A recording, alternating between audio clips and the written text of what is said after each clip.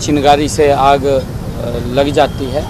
और मैं अपील भी करूंगा सभी किसान भाइयों से कि अवेयर रहें। आम नागरिक को भी मैं कहूँगा, क्योंकि फसल पक्की खड़ी है, कहीं पर भी इस प्रकार की अगर कोई आग दिखाई दे तो उसको तुरंत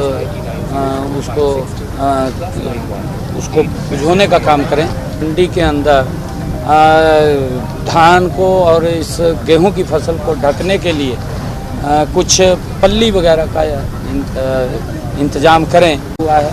एक ग्राम सचिवालय का शिलान्यास हुआ है और पुल का उद्घाटन हुआ है, जो 50 करोड़ रुपए की लागत से लगभग बन करके तैयार हुआ है।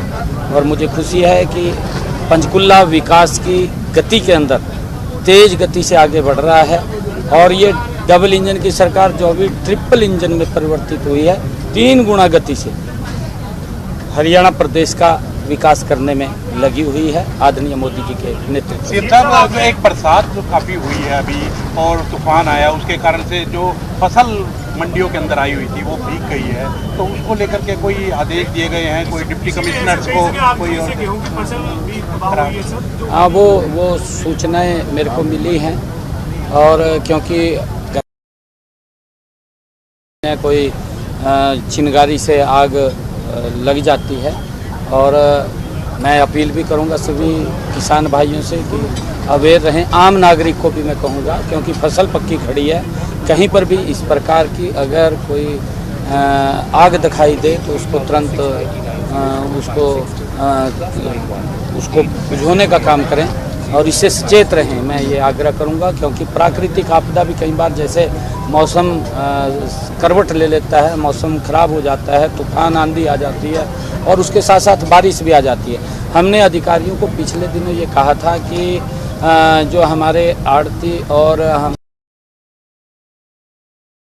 हैं वो मिलकर के वहाँ मंडी के अंदर धान को और इस गेहूं की फसल को ढकने के लिए कुछ पल्ली वगैरह का इंतजाम करें, जिससे कि अगर कोई बरसात आती है तो उनका फसल वो खराब ना हो। तरपाल वगैरह वहाँ पर लाई जाए और उसके अंदर हमने ये कहा था और उसको लेकर के कई स्थानों के ऊपर वो हो रहा है, क्योंकि फसल का जो सीजन है वो सीजन भी बहुत छोटा रह गया है।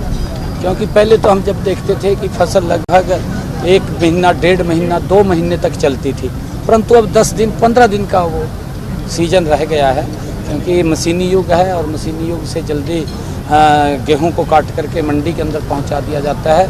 एक बार व्यवस्थाएं चरमरा जाती हैं, परंतु हमने उसको भी कि जो फसल शॉर्ट टर्म के अंदर आ रही है उसको कैसे काबू किया जाए, उसके लिए भी हमने अधिकारियों को और सोचने के लिए कहा है कि इसके ऊपर भी सोचिए, क्योंकि कैसे हम इसको काबू कर सकें। और क्योंकि प्राकृतिक आपदा हमने कहा है कि किसानों को इसको लेकर के सचेत होना चाहिए और हम देख रहे हैं कि कहीं अगर इस प्रकार की कोई आवश्यकता की जरूरत पड़ी तो सरकार उसको पूरा करे। सीएम साहब, राज्यपाल जी से भी आज आपने मुलाकात की है, कुछ विशेष होने वाला नहीं? देखिए, माननीय राज्यपाल जी से समय समय के ऊपर हम मिलते रहते हैं, बातचीत उनसे करते रहते हैं। आज भी मैं कुछ आदरणीय प्रधानमंत्री जी हरियाणा के अंदर पिछले दिनों आए थे, उसको लेकर के आदरणीय राज्यपाल महोदय जी से चर्चा की है, क्योंकि उनके कुछ स्वास्थ्य की या बाहर का कार्यक्रम था, उसके कारण से नहीं वहाँ जा पाए थे। और सारा मैंने अवगत कराया है। हरियाणा में 2 बड़े कार्यक्रम और परियोजनाओं का उद्घाटन माननीय प्रधानमंत्री जी ने और शिलान्यास किए हैं। वेस्ट बंगाल को लेकर विपुल चक्रवर्ती ने कहा है कि यहाँ पर ममता की वजह से हालात बहुत ज़्यादा बिगड़ रहे हैं। उन्होंने केंद्रीय गृह मंत्री से मांग की कि यहाँ पर राष्ट्रपति शासन लागू किया जाए, क्योंकि वेस्ट बंगाल में दिन ब दिन हालात खराब होते जा रहे हैं। आपको क्या लगता है सर कि वेस्ट बंगाल में इस तरीके के जो हालात है उसको लेकर किस तरीके से? देखिए, वो दुर्भाग्यपूर्ण है। इस प्रकार के हालात नहीं होने चाहिए, क्योंकि वहाँ की सरकार ने लॉ एंड ऑर्डर की जिम्मेवारी वहाँ की सरकार की होती है। लॉ एंड ऑर्डर को चुस्त दुरुस्त करना वो सरकार का दायित्व है। परंतु दुर्भाग्यवश मैं कहूँगा कि अपनी वोट बैंक की राजनीति को सुरक्षित करने के लिए एक ऐसे लोगों को बलि चढ़ा देना, ऐसे लोगों को वहाँ पर उनके घरों को तबाह कर देना, उनको आगजनी के हवाले कर देना, ये दुर्भाग्यपूर्ण है। ऐसा नहीं होना चाहिए। इसका जिम्मेवार अगर कोई होगा तो वहीं की सरकार होगी, क्योंकि काबू लॉ एंड ऑर्डर की व्यवस्था रखना वो सरकार का दायित्व है। अरे वक्फ बिल आया है, वक्फ बिल के अंदर कौन सा किसी की जमीन थोड़ी खोस ली गई। कांग्रेस की गलत सोच, कांग्रेस की गलत नीति, उसका सुधार नरेंद्र मोदी जी ने किया है, जिसका लाभ मुस्लिम समाज को भी मिलेगा। ऐसा नहीं है कि मुस्लिम समाज को उसका लाभ नहीं मिलेगा, मुस्लिम समाज को भी लाभ मिलेगा। परंतु जो वोट बैंक की राजनीति करते थे, जो वोट बैंक उसके अंदर सोचते थे कि हमारा वोट बैंक है, उनको लाभ नहीं मिलेगा। वो उस वोट बैंक के लाभ से बाहर हो जाएंगे। इस कारण से उन लोगों को पीड़ा है, नहीं पीड़ा किसी को नहीं है।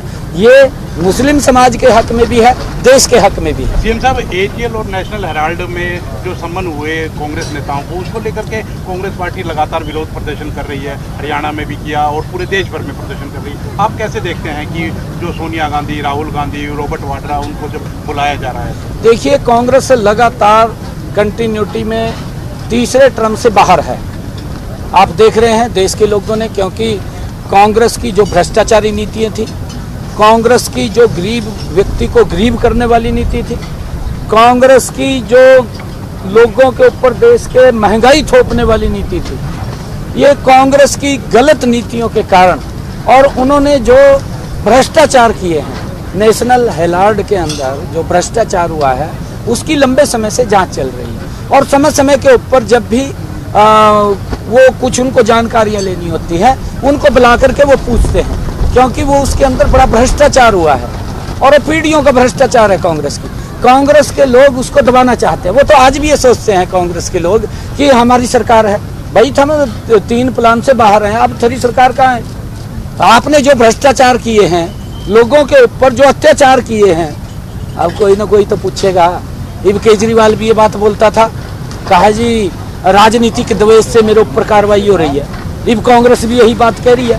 ये राजनीतिक द्वेष से नहीं है, जो आपके कारनामे हैं, आपके जो क्रियाक्रम है, वो उसको ये ईडी देख रही है, उसको बताना चाहिए, प्रदर्शन थोड़ी करना चाहिए। मैं कांग्रेस के लोगों को कहना चाहूँगा कि राहुल गांधी को और उनको समझाएं जा करके, और ये कहें कि जो वो जानकारी मांग रहे हैं, वडेरा साहब हमारे तो हरियाणा में तो वडेरा ने जमीन का ख्याल करा, 2 रुपये की जमीन और वो 2000 करोड़ रुपए में बिक जा। भाई कहीं ना कहीं तो कोई गड़बड़ है यार, फिर बताना तो पड़ेगा ना। ऐसा थोड़ी है कि अंका बंद करके बैठे सारे। ये तो आज भी ये सोच रहे हैं कि हमारी जो सरकार है, हरियाणा वाले मामले सर, ये एचएल प्लॉट वाला और या फिर जो रॉबर्ट वाड्रा डील वाले मुद्दों वाले, उन मामलों में भी जो जांच चल रही है, कोर्ट में मामले हैं। नहीं, देखिए ये कोर्ट का मसला है, कोर्ट अपने तरीके से उसके ऊपर कार्रवाई कर रहा है, कोर्ट का मसला है हमारा। लिंगानुपात को लेकर आप खुद जो है वो पूरे इस मामले का संज्ञान ले रहे हैं। मौजूदा समय में जो प्रदेश का लिंगानुपात है काफी चिंताजनक स्थिति में। अरे कहाँ चिंताजनक मेरे यार, कमाल कर दिया आपने भी। किसके कहने से कह रहे हैं आप ये बात? आप 2014 से पहले की स्थिति बताइए, आप उनको पूछिए 2014 से पहले क्या स्थिति थी। आज अगर कहीं पर भी कोई दिक्कत आती है, अभी पिछले दिनों यही पंचकुला के अंदर 2 गाँव को सम्मानित किया, वो तो आप दिखा नहीं रहे, वो तो आप बता नहीं रहे। कमाल कर रहे हैं आप, किसके कहने से बातें कर रहे हैं? हाँ, फिर किसके कहने से कर रहे हैं? अरे इसके अंदर सुधार हो रहा है, ऐसा नहीं है, 2014 से गति से सुधार कर रहे हैं इसके अंदर। अगर आपके पास कोई ऐसी जानकारी है, सरकार संजीदगी से काम कर रही है, उसके ऊपर तुरंत कार्रवाई करेगी। आप बताइए ना, तुरंत कार्रवाई होगी। या तो सरकार कार्रवाई से भाग रही हो तब तो कहे। हाँ, आजकल नए नए इंस्ट्रूमेंट आते हैं, लोग नई नई तकनीक अपनाते हैं, उस नई तकनीक के अंदर भी हमें नए उसके साथ इनोवेशन के साथ लोगों के अंदर जा करके उसके ऊपर कार्रवाई करते हैं। ठीक है, थैंक यू। सुप्रीम कोर्ट ने अब सरकार से जवाब तलब किया है और उसके लिए जो समय भी है उसकी अवधि दी गई है, क्या कुछ कहना चाहेंगे? क्या लगता है कि सुप्रीम कोर्ट राष्ट्रपति से भी बड़ा हो गया? सुप्रीम कोर्ट राष्ट्रपति से भी बड़ा हो गया, क्योंकि वो राष्ट्रपति से जवाब तलब कर रहे हैं। नहीं, देखिए उस विषय के ऊपर, क्योंकि ये ऊपर का मामला है और लोकसभा कोई भी कानून बना सकती है, कानून बनाने का ही संस्थान है वो, और वहाँ कानून बनता है, उस कानून का पालन वो करता है।